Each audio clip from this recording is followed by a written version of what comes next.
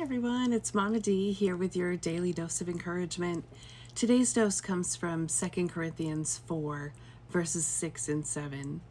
It says, "For God, who said, 'Let there be light' in the darkness, has made this light shine in our hearts, so we could know the glory of God that is seen in the face of Jesus Christ." We now have this light shining in our hearts, but we ourselves are like fragile clay jars containing this great treasure. This makes it clear that our great power is from God, not from ourselves.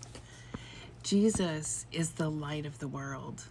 His light leads us to eternal life in Him.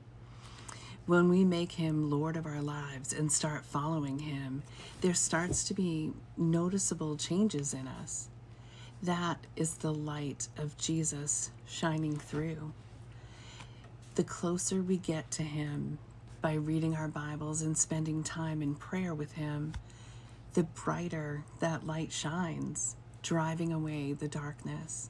I love that we're compared to fragile clay jars. When I was a little girl, my mom owned a ceramic shop.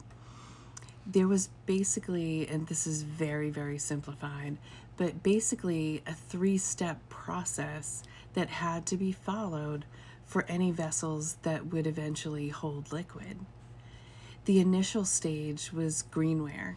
The liquid clay, for simplicity's sake, was poured into a mold and allowed to set for a time until the skin was the desired thickness. Then the excess liquid would be drained off and the piece allowed to dry until it could safely be removed from the mold.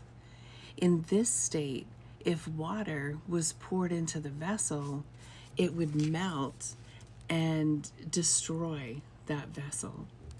The second step involved putting that vessel into a kiln at very high temperatures for a certain amount of time, turning the greenware into what was called bisque. Bisque is much stronger than greenware, but it's also very porous. In this state, water poured into the vessel would seep through. At first, the outside would be damp and you'd easily be able to see the seeping, kind of like when the roof leaks and you see a wet spot on the ceiling. If left alone, there'd be a puddle of water around the vessel. So the bisque has to be painted with a glaze inside and out and then fired in the kiln again, and that process seals the vessel and allows it to hold liquids. Our Christian walk is very similar.